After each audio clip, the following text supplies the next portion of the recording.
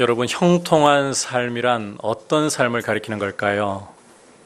우리가 창세기 37장에서 요셉이 형들에게 죽을 위기에 처해 있는 장면을 보았습니다. 하지만 때마침 그곳을 지나가는 이스마엘 상인이 있었고, 이것을 본 유다가 동생의 피를 우리 손에 묻힐 바에는 팔아서 이익을 취하자, 이런 제안에 형제들도 다 동의를 했었죠. 그래서 요셉은 가족과 고향을 떠나 애굽으로 노예로 팔려가는 비운의 신세로 전락하게 되었습니다. 자, 그렇다면 이제 궁금한 점은 애굽으로 팔려간 이 요셉이 어떻게 되었을까? 놀랍게도 성경 기자는 요셉이 형통한 자가 되었다라고 말씀을 하고 있습니다. 자, 애굽에 노예로 팔려갔는데 형통한 자가 되었다고요? 혹시 요셉이 애굽에 가가지고는 신분이 높은 귀인에게 운 좋게 잘 이 만남을 가져가지고 노예에서 해방되고 그 집의 양자로 그렇게 입양이 된 걸까요? 그런 일이 없고서야 노예로 팔려간 사람에게 형통하다는 표현이 전혀 어울리지 않지 않습니까? 여러분, 불후의 명작이라고 불리는 벤허라는 영화 잘 알고 계시죠? 그 영화에서 주인공 벤허는 그러한 일을 겪어요. 갤리선의 노예로 끌려갔지만 전투에서 이 총독을, 그 배를 지휘하고 있던 지휘관을 살려가지고 결국 그 집의 양자로 들어가는. 자, 그런데 그건 어디까지나 벤허라는 가상의 인물 이야기이고, 요셉은 전혀 그런 일과는 상관이 없습니다. 오히려 요셉은 노예에서 한 번 더 곤두박질 쳐가지고 죄수의 나락으로 떨어지는 것을 우리가 오늘 말씀에서 발견할 뿐입니다. 자, 그런데 어떻게 성경 기자는 이런 죄수의 상태까지 전락한, 노예로도 모자라서 죄수로까지 전락한 이런 요셉의 모습을 보면서 형통하다는 말을 할 수 있는 것일까? 도대체 성경이 말씀하는 참된 형통한 삶이라는 것이 무엇인가? 함께 우리가 말씀을 통해 귀를 기울이고자 합니다.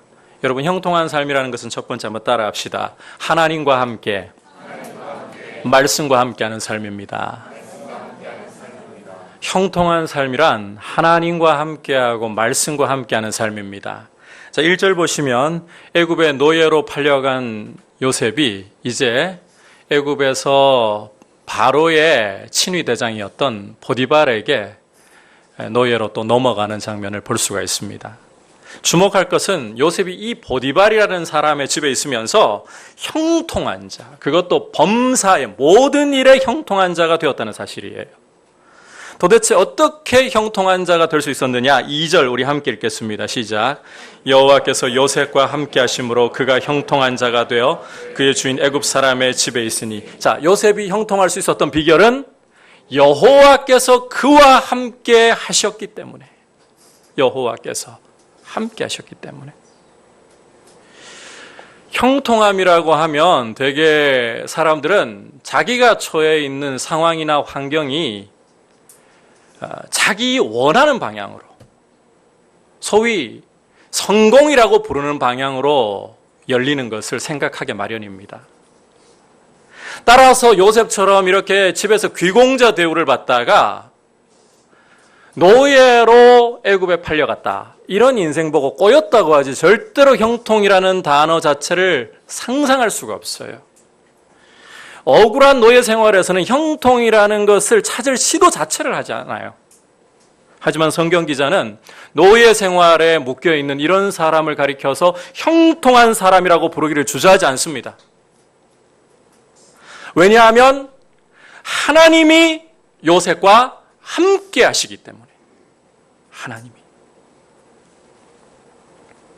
이것은 요셉이 감옥의 죄수로 떨어진 상황에서도 마찬가지였습니다.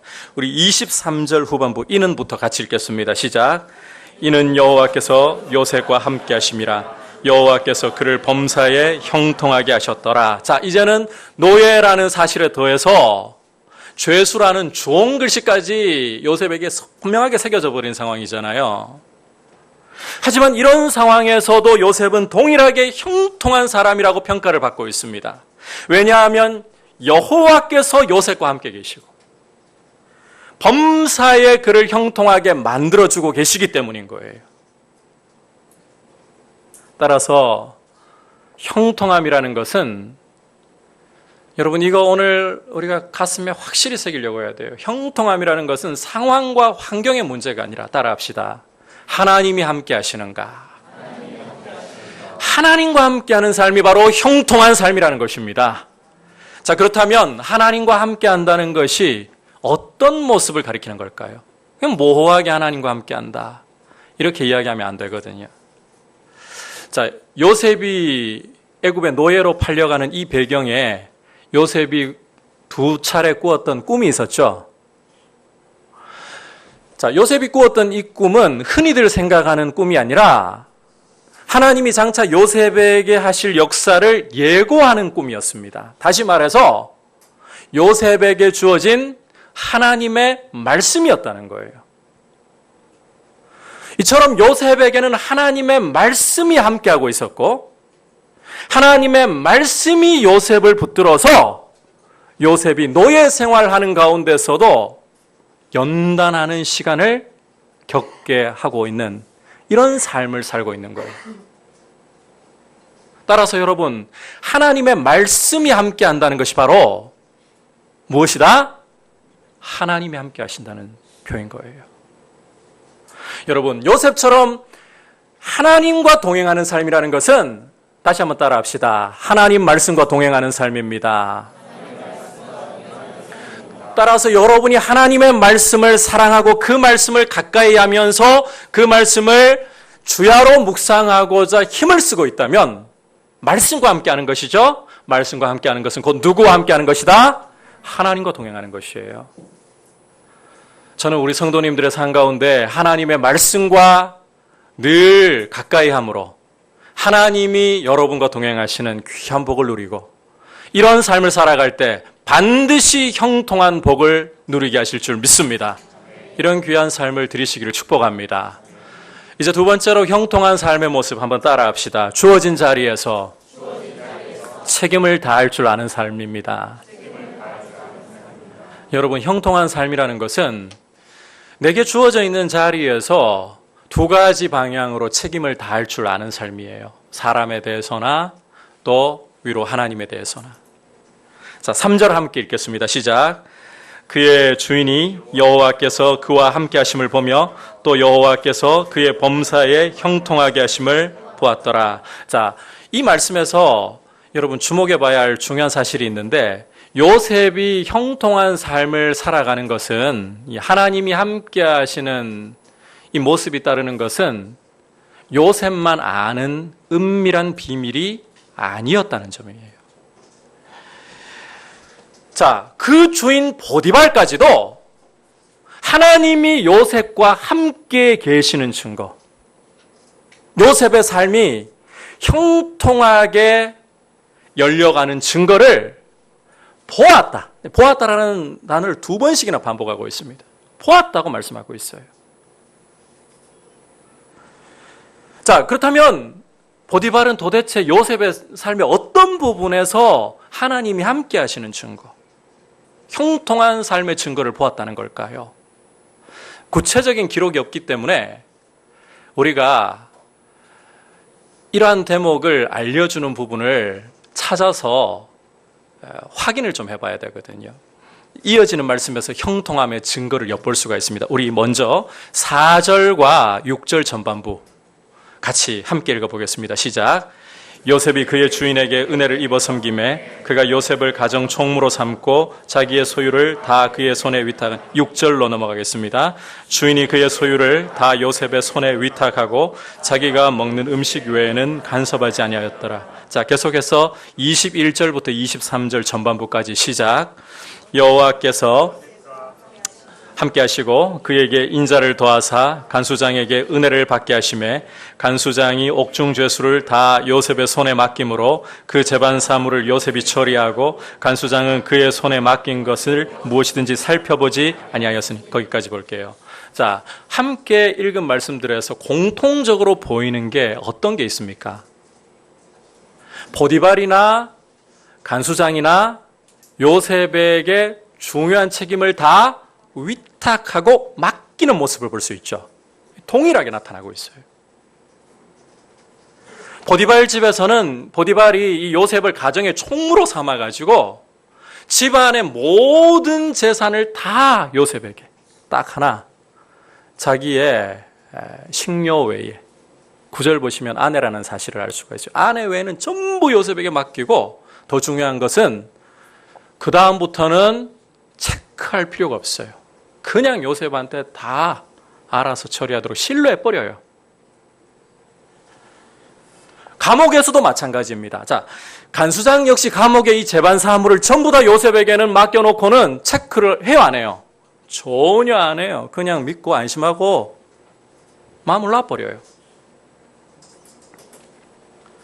여러분, 이게 무엇을 말하는 걸까요? 요셉이라는 사람의 인격이 그만큼 어떠하다? 믿을 만하다, 신뢰할 만하다. 정말 믿고 맡겨도 안심할 수 있는 인격을 가지고 있다는 거예요. 다시 말해서 요셉은 자기에게 주어진 책임을 다 할 줄 아는 충성된 사람이었다는 말입니다. 책임을 다하는 충성된 사람. 자, 여러분 같으시면 어떤 사람한테 중요한 일 맡기고 싶겠습니까?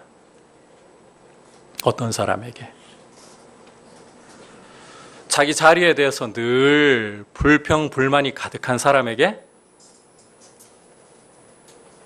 혹은 틈만 나면 온갖 이유와 핑계를 다 대면서 미꾸라지처럼 빠져나가는 사람에게?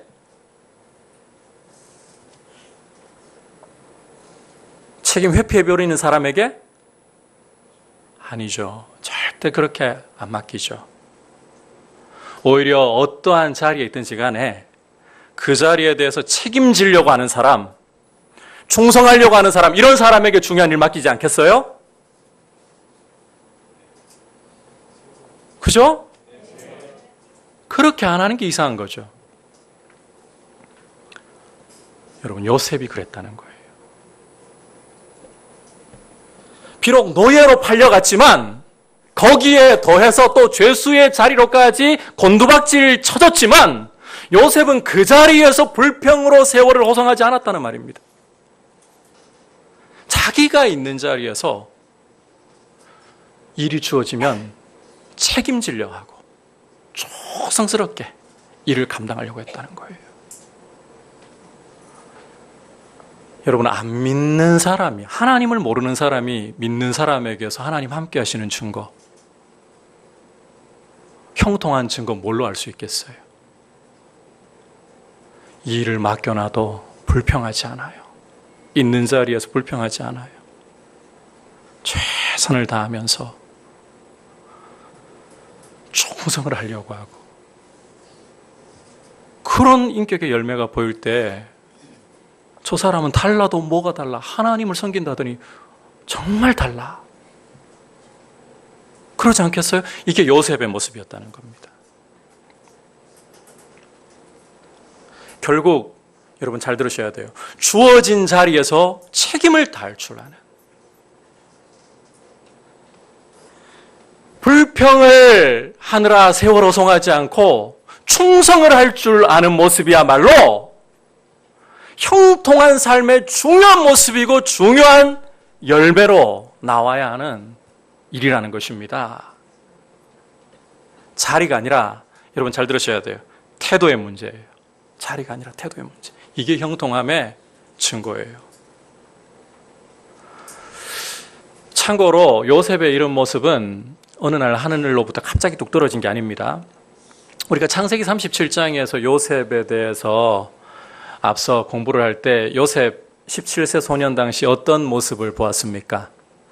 아버지의 편애를 받으면서 자라가지고 철 모르는 고자질쟁이라는 거 보았었죠. 이게 요셉의 그늘진 모습이에요. 하지만 그늘이 있다고 해서 그 사람에게 있는 밝은 모습까지 깡그리 도외시해버리면 안 됩니다.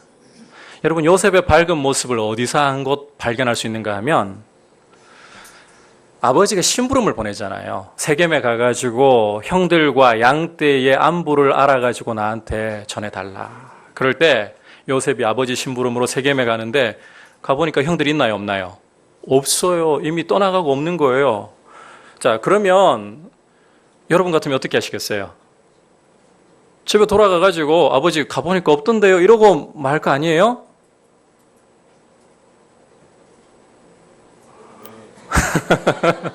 아마 제가 생각할 때 한 8명 그렇게 할 것 같아요. 그런데 요셉은 아버지가 맡겨주신 심부름이 끝나지 않았다는 생각을 갖고 있는 거예요. 세겜들을 방황하다가 형들이 어디로 간지를 본 사람의 도움을 입어가지고 어디까지 쫓아갑니까? 도단까지 가요. 심부름이 안 맞췄다는 거예요. 여러분, 고자질쟁이라는 그늘 때문에 자기에게 주어진 책임을 끝까지 지려고 하는 이런 밝은 면을 깡그리 무시해서는 안 돼요. 이런 좋은 모습이, 충성된 모습이 이제 하나님의 손길에 붙잡히니까, 말씀의 연단의 손길에 붙잡히니까 보디발의 집에서 책임지는 노예의 자리가 문제가 아니에요.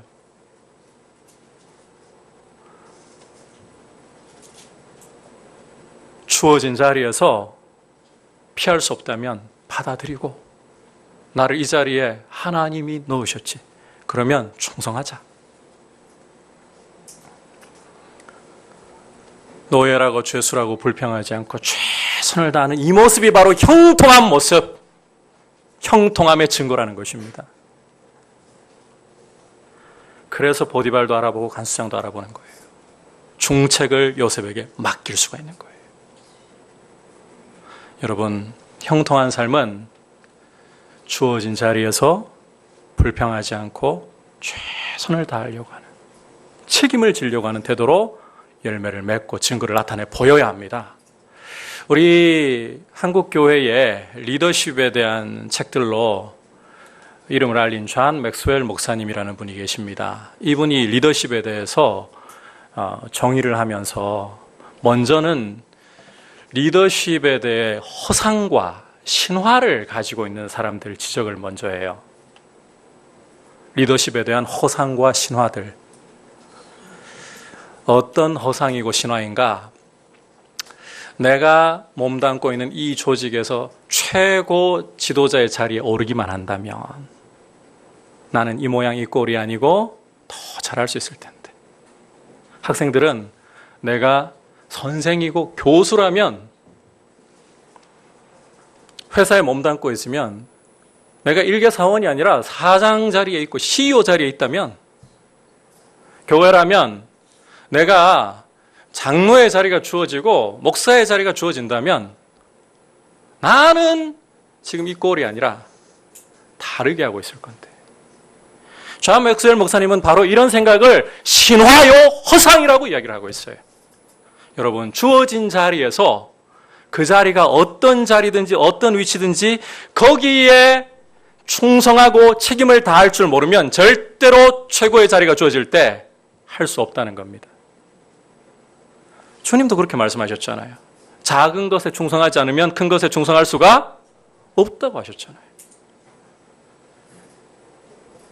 따라서 진정한 리더십은 어디에 있느냐, 어떤 지위에 있느냐가 아니라 지위와 위치를 막론하고 불평하지 않고 주어진 자리에서 영향력을 행사하는 것, 최선을 다해서 책임지면서 충성하는 태도, 이걸 리더십이라고 부른다는 거예요.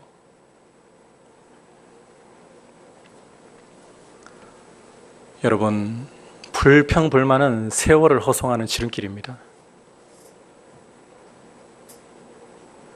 하나님이 온 세상을 다스리시고 우리의 삶을 주관하시는 거 여러분 믿으시죠?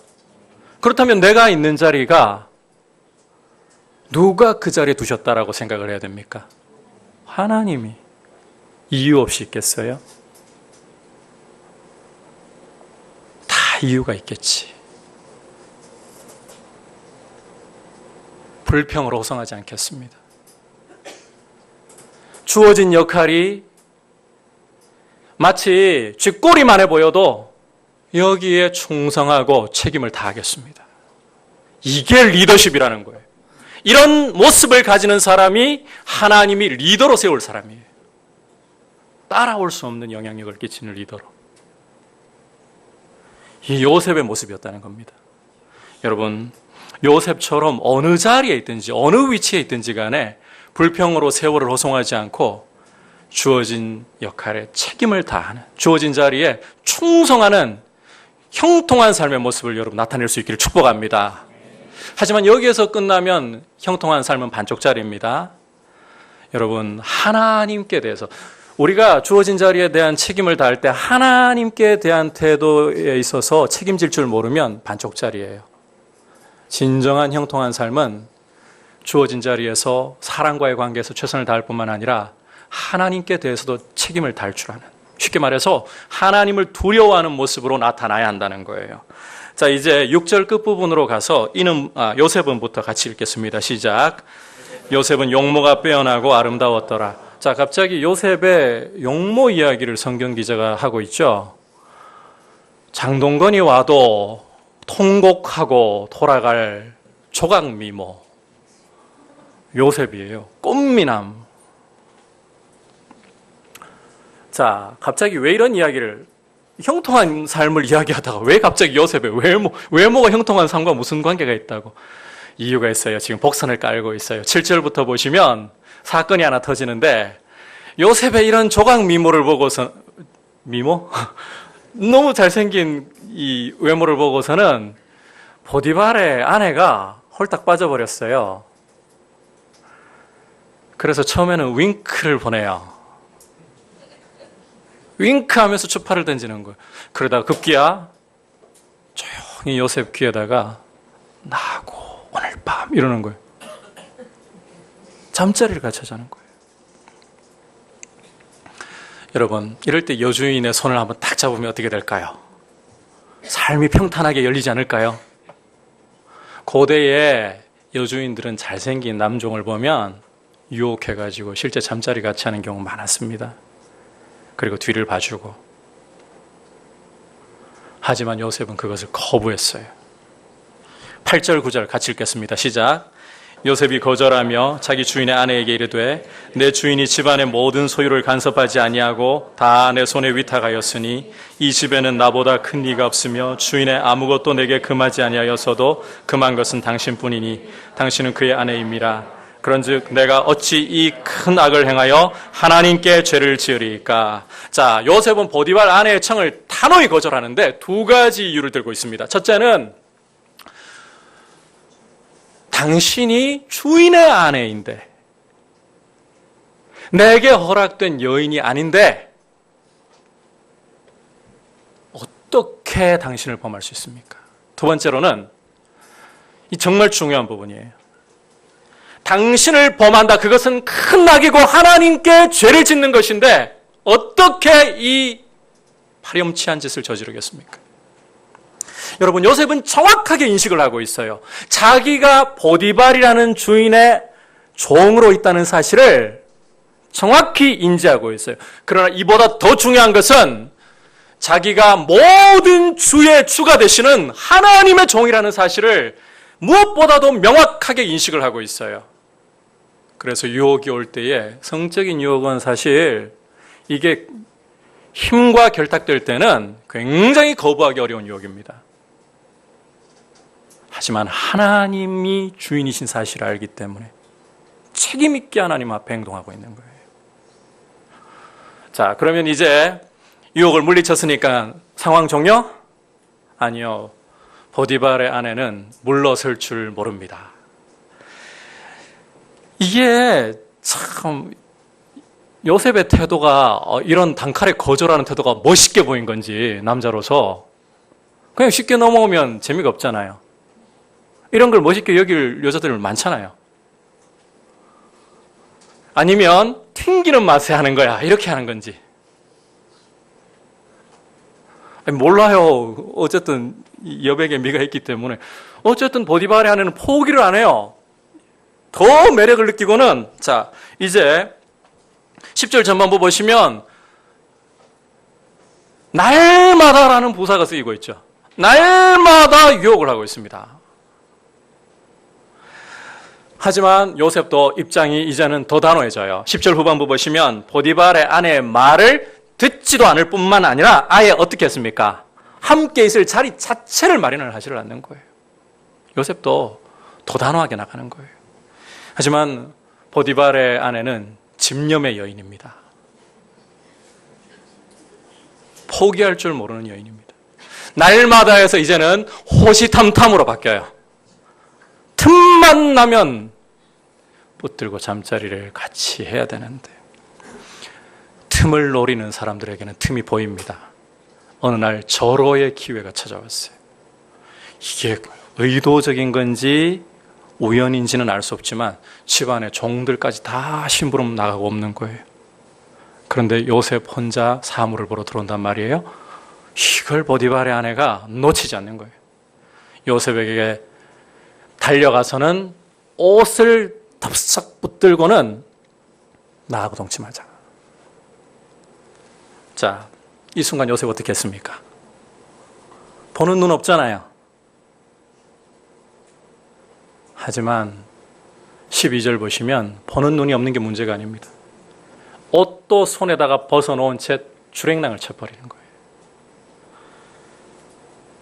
참고로 성적인 유혹과 쾌락은 여러분 잘 들으셔야 돼요. 맞서 싸우려고 하시면 안 돼요. 맞서 싸워서 이겨야지. 우리 자신을 모르고 하는 굉장히 어리석은 생각이고 위험한 생각이에요. 성적인 유혹과 쾌락은 피해야 되는 문제입니다. 요셉처럼 이런 유혹이 올 때 피할 수 있는 지혜 주시기를 축복합니다. 피해야 돼요, 이거는. 자, 다시 본문으로 돌아와서 여러분, 애걸복걸할 정도로 이 여주인이 자존심까지 다 던져버리고 요셉에게 부탁을 했는데 거절당했다. 보디발의 아내로서는 인생의 수모를 겪는 거예요. 자, 이런 수모를 겪어보니까 이제는 갑자기 감정이 돌변합니다. 애정에서 뭘로? 분노와 증오로 바뀌는 거예요. 여인이 한을 품으면 어떤 속담이 있나요? 온유월에도 서리가 맺힌다. 절대 그냥 넘어갈 리가 없죠. 옷이 자기 손에 쥐어져 있잖아요. 요셉을 모함해서 결국 요셉이 또 어떻게 되었나요? 억울한 누명을 쓰고 감옥의 죄수로 떨어져 버렸어요. 비운의 신세. 자, 그런데 우리는 여기에서 요셉이 당한 억울한 일을 너무 초점을 맞추면 안 돼요. 오히려 초점을 맞춰야 될 것은 이 억울한 일 과정에 보여주었던 요셉의 태도입니다. 여러분, 요셉이 끝까지 유혹을 거부할 수 있었던 게 뭐라고 생각하십니까? 무슨 힘이 이 요셉을 이렇게 유혹을 끝까지 거부하게 만들었는가? 하나밖에 없어요. 하나님을 두려워할 줄 알았다는 거예요. 여러분, 하나님이 함께 하시면서 형통한 삶으로 열어주시는 사람의 특징은 주어진 자리에서 최선을 다할 뿐만 아니라 하나님을 인식하고 하나님을 두려워할 줄 안다는 거예요. 때로는 인생의 큰 손해를 보면서까지도 하나님을 인식하고 하나님을 두려워해서 손해도 받아들이려고 하는 태도, 이게 형통한 삶의 중요한 한 열매라는 것, 증거라는 것, 여러분 꼭 기억을 하셔야 돼요. 하나님을 두려워할 수 있는 분들이 되시기를 바랍니다. 어떤 것보다도 하나님을 두려워할 줄 알아야 돼요, 성도는. 여러분, 다시 한번 정리를 해볼게요. 형통한 삶이라는 것은 자기에게 주어진 자리가 어느 자리든지 어떤 위치든지 불평으로 세월호송 않고 최선을 다해 충성하는 태도라 했죠. 사람에 대해서. 동시에 위로 하나님을 바라보면서 하나님을 크게 두려워할 줄 아는 태도. 이게 형통한 삶의 증거입니다. 이 증거를 가지신 분들 될 수 있기를 축복합니다. 마지막으로 형통한 삶이란 어떤 삶인가 같이 따라합시다. 하나님의 복이 흘러가는 삶입니다. 나를 통해 다른 사람에게 하나님의 복이 흘러가게 하는 삶, 이게 형통한 삶의 귀한 모습이에요. 우리 다시 4절과 5절로 돌아가서 말씀 함께 읽겠습니다. 시작. 요셉이 그의 주인에게 은혜를 입어 섬김에 그가 요셉을 가정 총무로 삼고 자기의 소유를 다 그의 손에 위탁하니 그가 요셉에게 자기의 집과 그의 모든 소유물을 주관하게 한 때부터 여호와께서 요셉을 위하여 그 애굽 사람의 집에 복을 내리심으로 여호와의 복이 그의 집과 밭에 있는 모든 소유에 미친지라. 자, 보디발 집에서 요셉이 섬기는 모습에 대한 묘사인데, 자, 믿을만하니까 가정 총무로 세우고 집안의 재산을, 자, 아내 말고는 다 요셉에게 보디발이 맡겼다라고 했었죠. 그런데 이 순간부터 무슨 일이 일어납니까? 집이, 가세가 기울어지나요? 아니요. 이 집안에 하나님의 복이 임해요. 하나님이 요셉을 위해서 이 집에 복을 내리시는 거예요. 여러분, 요셉에게서 보듯이 형통한 사람은 하나님의 복을 자기만 받고 끝내지 않아요. 그 복이 함께 있는 사람에게 흘러가도록 이런 통로가 되는 역할을 한다는 거예요. 여러분, 요셉이라는 사람의 이런 삶은 시간이 흘러 총리가 되었을 때에는 절정에 달하게 됩니다. 복이 흘러가는 게 총리가 되었을 때는 절정에 달하게 돼요. 자, 솔직히 여러분이 요셉의 입장이고 한번 우리 상상을 해봅시다. 여러분이 요셉의 입장이에요. 총리가 되었어요. 제일 먼저 뭐부터 하시겠습니까? 저는 사람부터 찾아갈 것 같아요. 보디발의 아내. 복수해야죠. 감옥에 도대체 몇 년을 썩게 만들었냐는 거예요. 여러분, 오늘 말씀을 잘 보면 사실 보디발이 요셉을 의심했다면 요셉 목 달아났습니다. 보디발도 요셉을 사실은 믿었어요. 왜냐하면 이 당시에 노예가 여주인과 놀아났다 그러면 노예의 목은 단칼에 날아가거든요. 그런데 요셉을 안 죽이죠. 그리고 자, 말씀에서 보면 보디발이 분노한 대상이 명확하게 기록이 안 돼 있어요. 여러분이 말씀 잘 읽어보시면 보디발이 분노한 대상이 명확히 없어요. 요셉에게 분노했다기보다 아내가 그렇게 뒤집어 씌우니까 아내 체면은 살려야 되고, 그런데 요셉을 의심하자니 의심할 근거가 없고, 그래서 자, 감옥도 어디에 넣었습니까? 고위 관리들이 갇히는, 왕의 신하들이 갇히는 감옥에 들어갔잖아요. 그러니까 보디발은 제외, 날 믿어줬으니까 보디발은 제외, 아내한테 찾아가가지고 나 이제 애굽의 총리가 되었으니까 너 죽었어 이렇게 나와야 되는 거 아니에요? 너무 적나라하게 이야기하니까 적응이 안 되십니까? 자, 그 다음 두 번째 또 가야 될 때가 있어요. 군대를 이끌고 가나안으로 쳐들어가야 돼요. 가서 이 형들이라는 사람들이 말이야, 나와봐! 이렇게 해가지고 거의 반 죽여놔야 되는 거잖아요. 자, 그런데 여러분, 요셉이 애굽의 총리에 올랐을 때, 애굽에서 최고의 권력을 손에 쥐게 되었을 때 요셉은 힘을 휘두르지 않았습니다. 오히려 요셉은 총리직에 오른 다음에 애굽 전국을 순찰하기 시작합니다. 장차 오게 될 7년의 풍년을, 또 그 뒤에 오게 될 7년의 흉년을 어떻게 대비할 것인가. 이 사람의 생각은 천하를 살릴 생각부터 하고 있는 거예요. 복수가 아니에요. 노예에서 감옥으로, 감옥에서 총리로 올리신 이 하나님의 섭리를 생각하면서 이 사람은 살릴 생각을 하고 있어요. 왜 나를 노예로, 감옥의 죄수로, 심지어 이제는 모든 권력을 쥔 총리의 자리에 올리셨을까? 바로의 꿈을 통해서 보여주시는 거죠. 천하를 살리라고. 이스라엘을 가족 단위가 아니라 하나님의 백성으로 민족 단위로 번성시킬 토대를 마련하라고. 여러분, 힘이라는 것은 함부로 휘두르는 게 아닙니다. 요셉은 자기에게 힘이 왔을 때 그 힘을 가지고 사람들에게 생명을 흘려보내려고 하는, 하나님의 복이 자기를 통해서 다른 사람에게 흘러가게 하는 이런 일을 감당했습니다.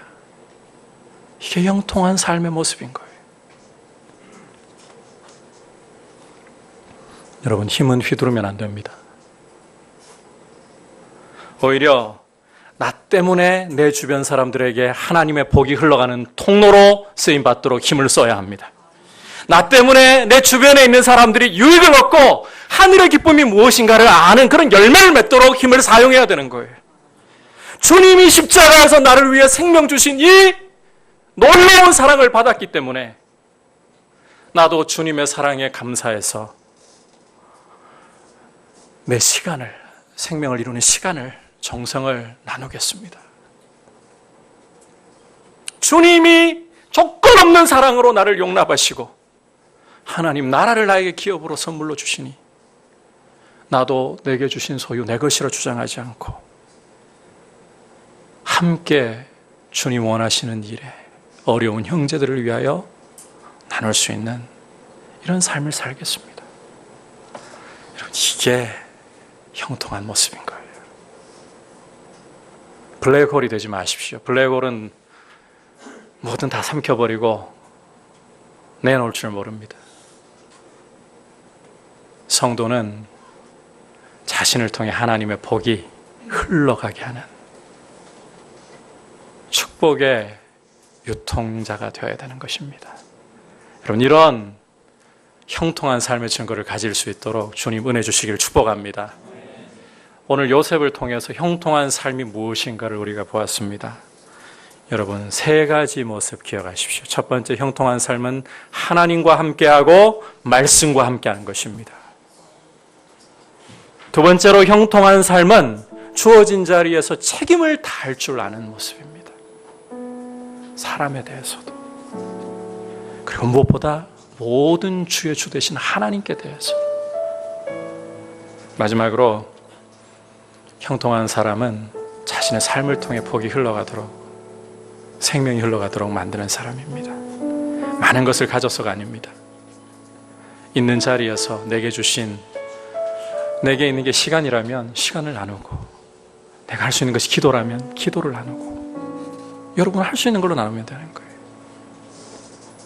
이런 아름다운 모습을 시편 1편에서는 그림 언어로 우리에게 묘사를 잘해서 보여주고 있습니다. 복 있는 사람은 어떠하다고요? 악인의 꾀를 쫓지 않고, 1절부터 이야기를 했네요. 죄인의 길에 서지 않고, 오만한 자의 자리에 앉지 않고, 그 다음 뭐라고 합니까? 오직 여호와의 율법을 즐거워하여 그 율법을 주야로 묵상하는도다.